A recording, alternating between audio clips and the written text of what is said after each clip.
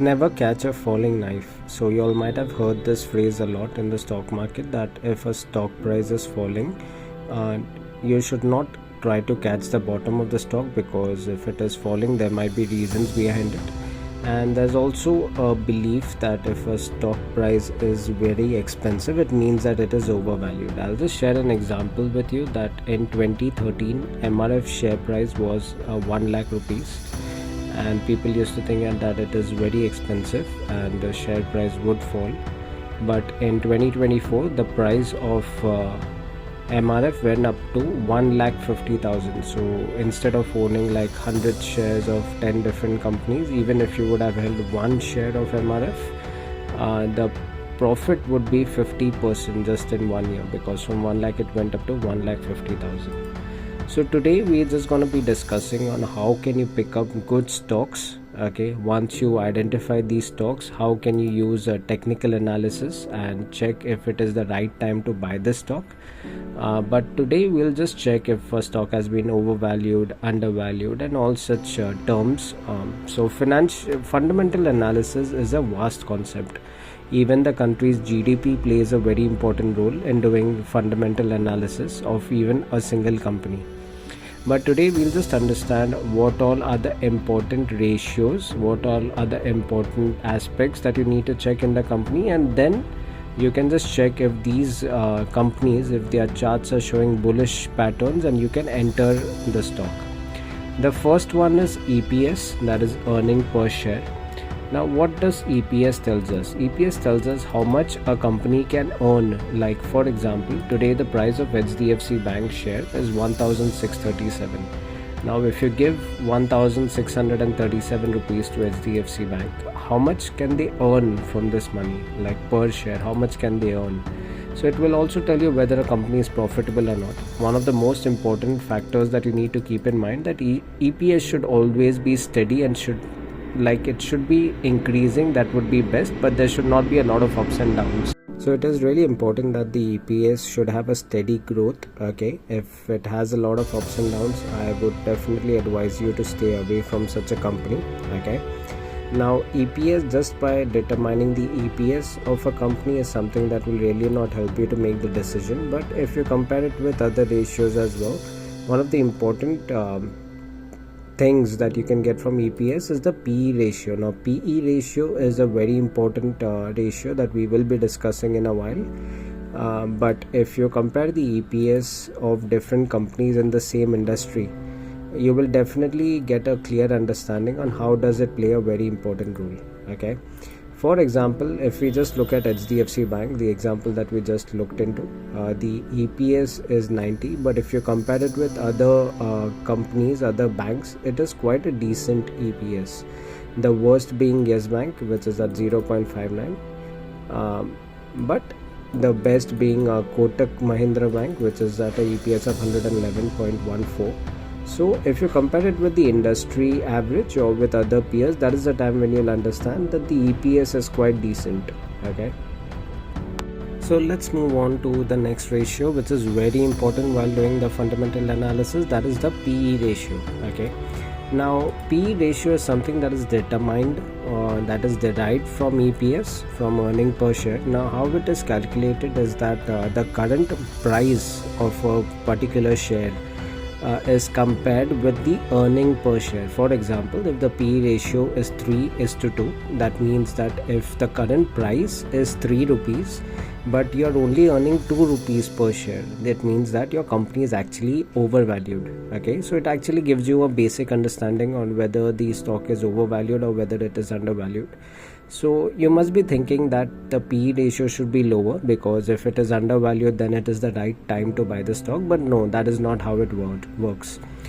PE ratio, the higher the better. The reason for that is if the share price of a company is very high, the PE ratio is very high, it really means that people have trust in this company. Okay, like we spoke about MRF earlier, even at 1,40,000 rupees share value, still people were ready to buy the company, because the company has kept that track record wherein people have trust in the company. Okay, Now that is the reason why the higher the PE ratio, higher the better. Okay, now if you just compare it with its peers, you will see that MRF, in spite of its share price even right now being close to 1,13,000, it still has a PE ratio of only 24. There are other companies with a higher PE ratio of like even like with a price of 2,700. Also Balkrishna Industries also has a PE ratio more than MRF, but still the highest price of MRF is 1,13,000 right now.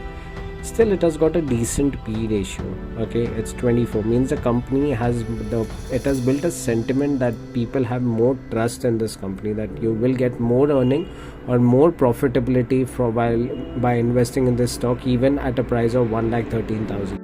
Okay, so now I'll share with you a bonus tip on within seconds how can you actually determine if a stock is undervalued or if it is overvalued. Now we have looked at EPS and we have looked at the PE ratio. Now we'll just check how can you actually use it practically. Okay, now many of the traders use this. If you come to Screener, okay, this is a very famous website which many of the traders, me also, we all use it. Now if you go to its chart and if you go to the PE ratio chart, you will see that the EPS is rising continuously, but the PE ratio has been dropping. Now this actually does not make sense, because if the earning of the company is rising, if the company is able to earn more with every share that you purchase, its price to earning also should be increasing, because that is the deriving factor. But over here, maybe because of the market conditions, because of various factors, the PE ratio is still below the EPS. So currently, as you can see, that the median PE, this dotted line that you see over here, is at 20. So the current PE ratio is very close to the median PE. So you can see that this stock is actually undervalued at the moment. So this is something that you can use, and it will only take a couple of seconds for you to actually understand if a stock is actually undervalued or overvalued, and this is actually being used by a lot of professional traders, I can guarantee you that. But can you take your investment decision only on the basis of this? No. You need to check at other factors as well. The next important ratio, that is its debt to equity ratio. So if we discuss about debt to equity ratio, what it basically means is that if a company, for example, has 1 lakh rupees, okay, now out of that 1 lakh rupees, how much of it is debt? Like for example, 50,000 is debt and 50,000 is equity. This is the ideal debt to equity ratio, wherein if there's a 50,000 loan, you can pay it with your 50,000 equity. Okay, now nothing happens like as per the ideal debt to equity ratio, that keeps on fluctuating.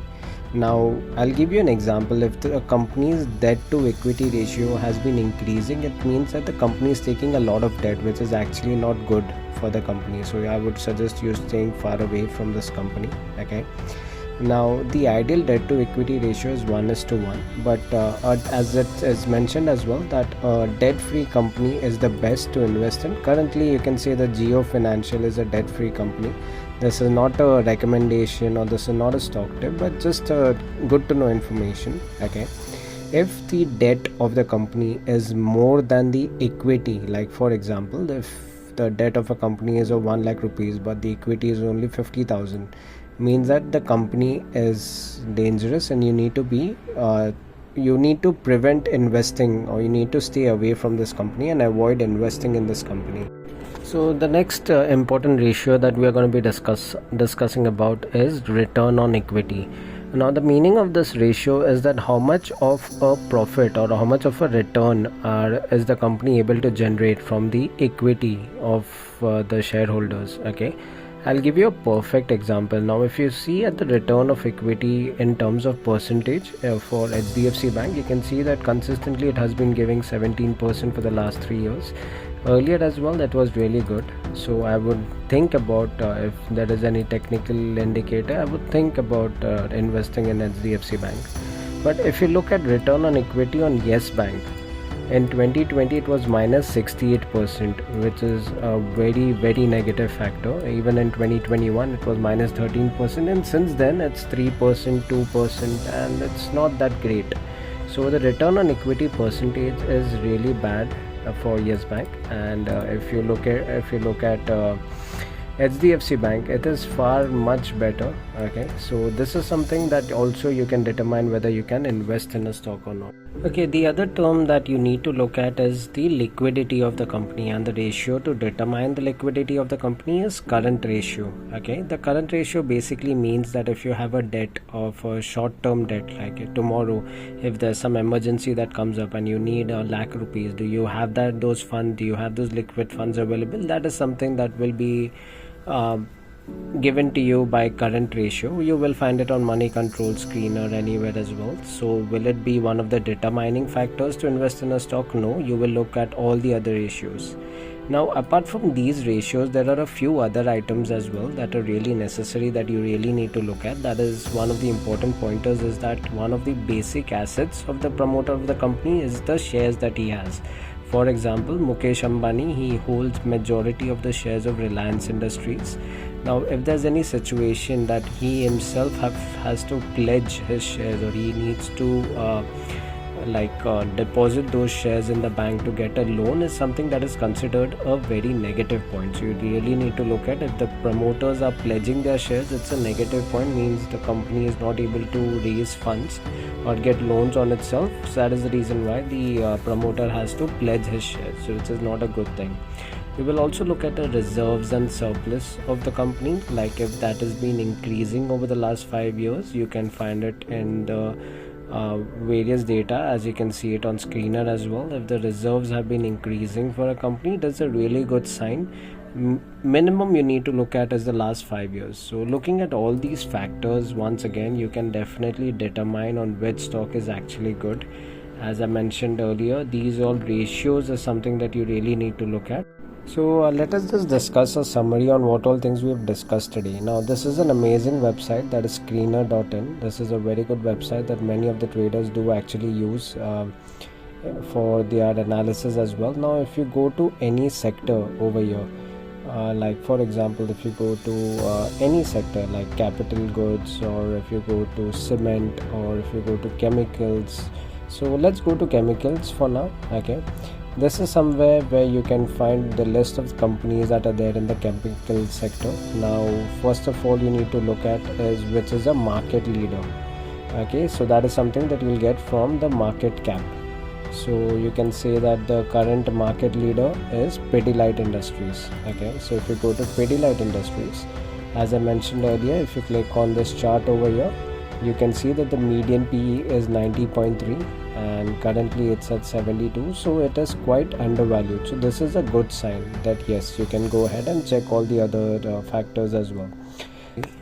So guys, over here if you'll check for Pidilite Industries, you will not find the return on equity ratio, so that is completely fine, no problem. The other thing that you can look at, apart from ROE, if you're not able to find the ROE of the company, you can also look at the ROCE. Now I'll just tell you what is ROCE. So ROCE is return on capital employed. So it's also profitability ratio only. So you can either check the ROE of the company or you can check the ROCE of the company. Both are profitability ratios. ROCE basically stands for how much of profits can the company generate after using its total capital employed, that is equity plus long-term debt. Like if the company has debt as well, so what is the total profits that the company can generate. In the case of ROE, it only tells you how much profits can it generate on the basis of the total equity employed. So yes, you can also look at ROCE. They both are profitability ratios. Okay, so if you look at Pidilite Industries and if you check the ROCE, it has been really good. It has been 30%, 24%, and has been giving decent returns on its capital employed. This is including for equity as well as the debt that the company has. Now if you look at the debt to equity ratio, which is amazing, 0.04, and if you look at the industry average, it is quite decent as well. So 0.04 is the debt to equity ratio, which is also really good.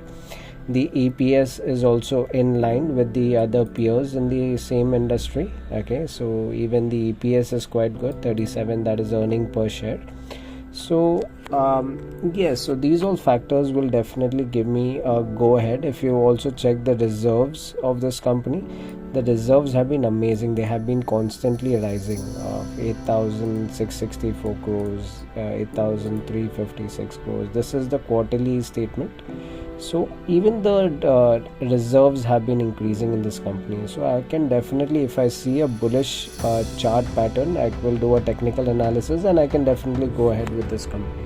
Okay, so this is how you can do a few fundamental analysis. Now to give you a bonus tip over here, every year in the month of February the budget comes up, and our finance minister can also tell you or inform you on which sector are they concentrating more. So for example, if during the budget, if they say that they are they are gonna concentrate more on the defense sector, you can just come to screener.in, you can just select the sector for defense and check which is the market leader, check all these factors, and just do a technical analysis, which we will be discussing in our next video on what is the best strategy wherein you can enter a stock. So this is something that will definitely increase your accuracy, but again, once again, do follow risk management. Do not invest all of your money in one stock. Okay, please do follow risk management. Do have a stop loss for every trade. All the best.